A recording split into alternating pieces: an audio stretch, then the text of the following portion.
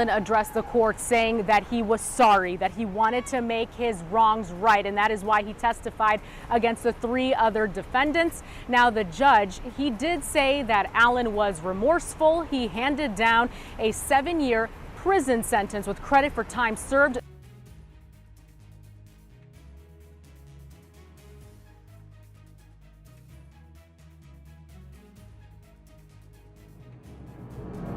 XXXTentacion killers ain't done stirring the pot, not even from behind bars. Word is, one of them already walked free, and instead of remorse, he's talking reckless, mocking X, even saying the man cried before it all went down. Now the real question is, why does it feel like this story ain't over yet, even after all these years? If you've been tapped into the whispers, you already know the dudes who took X's life never felt remorse. From laughing and smirking during the hearing to even blowing kisses at his grieving family. But for some reason, Robert Allen wasn't given a life sentence, rather 7-year sentence, and dipped out of jail in March 2026 after just 5 years. And word on the block, he's been throwing subtle jabs at the same dude whose life got taken, saying X was scared that he cried in his final moments. Ask yourself this, how does someone tied to something that heavy speak like that? That's where this story starts getting uncomfortable, because this ain't just about what happened back in 2018 anymore. This is about what's happening right now, and who might have really been behind it all from the beginning. Y'all recall the sad events of June 2018? XXXTentacion, real name Jose Dwayne Onfroy, pulled up to Riva Motorsports in Florida. Regular day, nothing out the ordinary. He gets back into his car preparing to leave, and that's when everything went left. 2 individuals approached, armed, moved quickly like it was well calculated. Within moments, it turned into a robbery situation. A Louis Vuitton bag with around $50,000 in cash, taken. And then he got taken out right there in his car. All these in broad daylight. Now here's the part people still don't fully process. This wasn't random. The timing was too perfect and the movement was too clean. The surveillance camera shows they knew exactly when he was leaving, where to be, and how to move.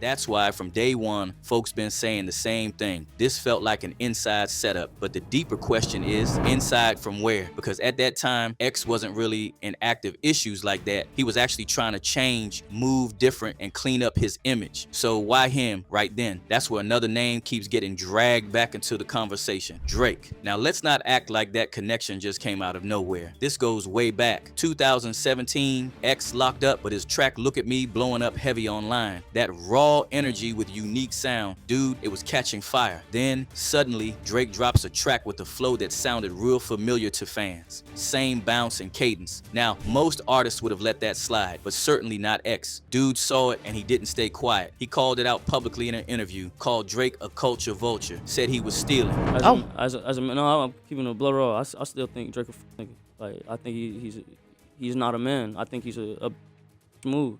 Especially when I was in jail facing life, bro. You get what I'm saying? X didn't stop there. He kept pushing. The very next day after calling out Drake for stealing his flow, XXXTentacion tweeted, Drake's mom kinda cute. She could get it. Straight disrespect. Then came the moment that changed everything. In 2018, X posted on his story, if anyone tries to kill me, it was at Champagne Poppy. I'm snitching right now. That ain't trolling. Now fast forward later that year, 2018, he gets taken out, and suddenly people start connecting dots that didn't make sense before. Lyrics from Drake start getting replayed differently. Scorpion came out days after X's death, and the lyrics, that really got the streets talking. On I'm Upset, Drake spits, 50,000 on my head is disrespect. Now pause. How much was stolen from X the day he got dropped? That same $50,000? Coincidence? Maybe. Then Mob Ties hits, and it's even colder. Drake raps, sick of these, hire some help, get rid of these niggas. Then drops a bar about Lua bags in exchange for body bags in the same damn verse. That ain't just rap. Sounds more like a coded confession to the street heads who've been paying attention. And it gets even more serious when legal documents start hinting in that direction. One of the individuals convicted in X's case, Dedrick Williams, filed for an appeal. Inside that appeal, his legal team pointed toward a bigger name that they believe wasn't fully investigated. And that name, Aubrey Drake Graham. In the same breath, before X died, he said, if anybody me, it's Drake. And do you think that for one moment, here today, days after the event, he's killed by 2 masked men, right? He came on social media and said, guys, before he does, if anybody gets straight, do you think in that time span that they went and they addressed him, they talked to him? No. Do you think sitting here today, years later, any detective has ever asked, Drake or anybody like that? No. They never did that. So you ask yourself, how could that be?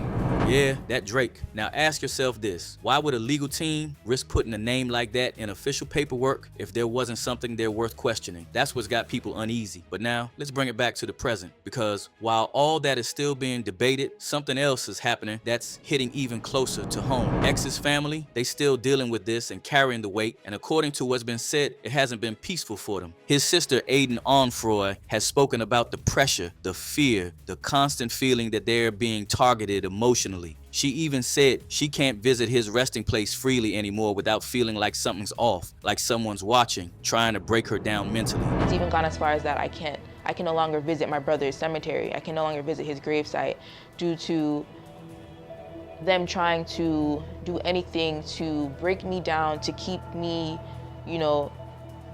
fearful of them. I don't know what their tactic is or what the reason behind it for, but it's not right. It's evil. It's what did I do, to you?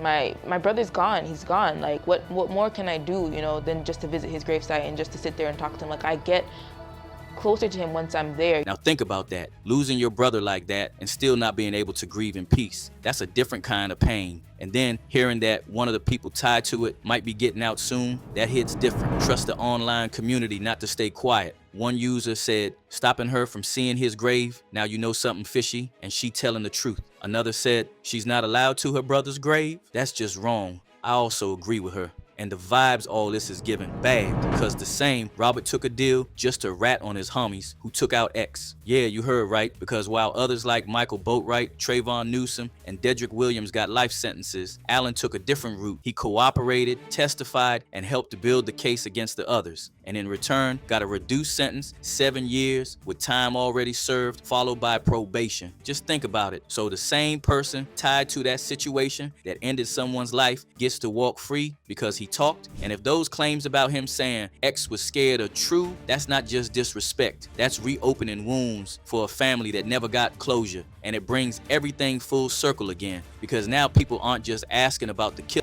anymore. They asking about the bigger picture. Who really benefited from X being gone? Who had motive? Who had the reach to make something like that happen? Because let's be real, situations like that don't just happen in isolation. There's always layers, connections, and something behind the scenes that the public don't fully see. And when you've got a name like Drake floating around that conversation, it changes everything. And that's why years later, this story still won't sit still, because every time it looks like it's over, something new pulls it right back into the spotlight. A court appeal, statement from family, someone docking out on undeserved parole just for raiding on his friends, and now talk of mocking the X family after everything that already happened. So now the real question is, was this ever just about money, or was there something deeper going on that still hasn't been fully exposed? And if one person can walk free after being part of that, what does that say about how the system really works in situations like this? And more importantly, if X really felt like something was coming before it happened, why wasn't that taken more serious back then? What do y'all think? Let me know your thoughts, and don't forget to like, subscribe, and check out our next video on the end screen.